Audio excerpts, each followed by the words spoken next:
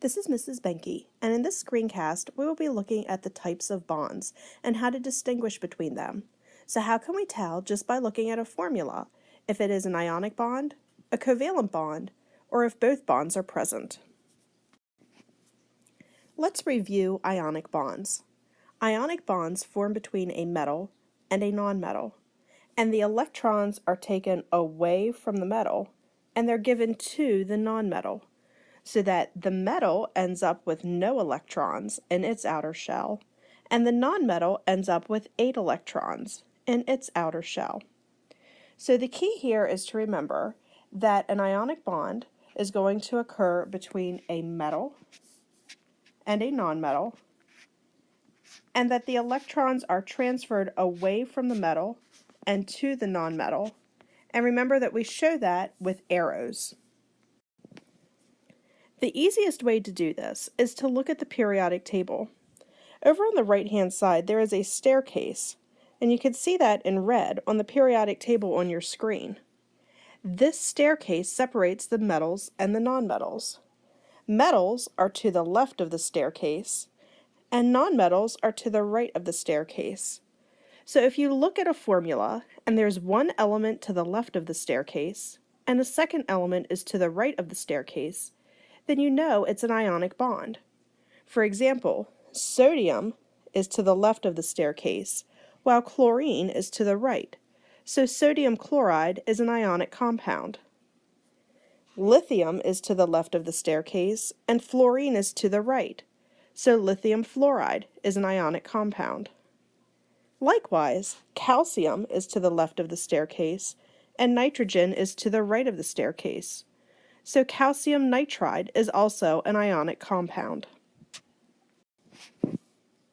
The other type of bond is a covalent bond, and recall that this bond occurs between two nonmetals, and it is where the electrons are shared and not transferred.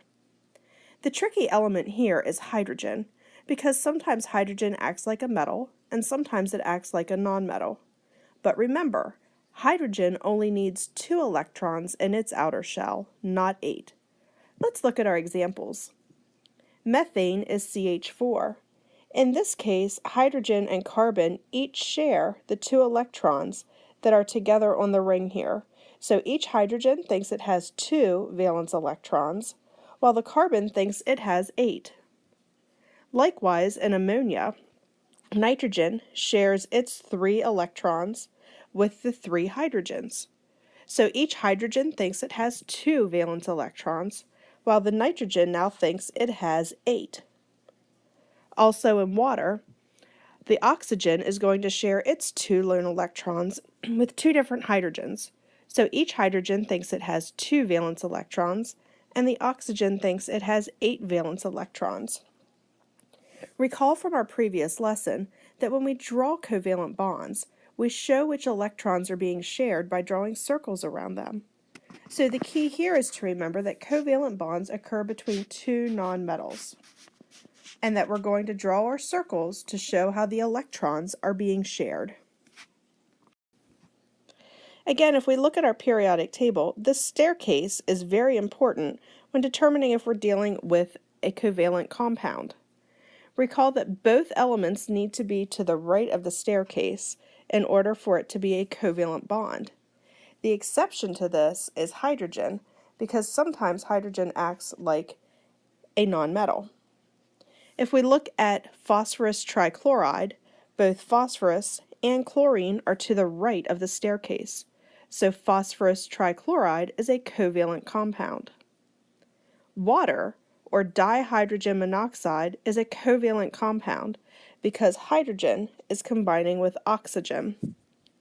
Likewise, sulfur difluoride is a covalent compound because both sulfur and fluorine are to the right of the staircase. Some bonds are a little more tricky because they contain both ionic and covalent bonds. These types of bonds include a special type of ion called a polyatomic ion.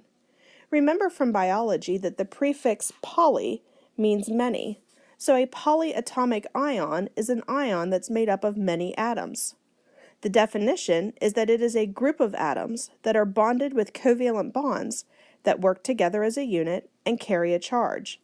And because they carry a charge, they are called ions. This chart on the left shows several common polyatomic ions. The ones that are most frequently used are going to be nitrate, nitrite, hydroxide, cyanide, carbonate, sulfate, sulfite, phosphate, and ammonium.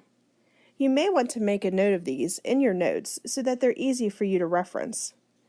Whenever you see an element or a compound that has more than 2 elements listed in it, then you will know that it contains both ionic and covalent bonds. Let's look at some examples. So here are some examples. We're going to start by taking a look at ammonium chloride, which is NH4Cl. Notice that this compound contains elements of nitrogen, hydrogen, and chlorine. So when we look at it, we have 3 elements.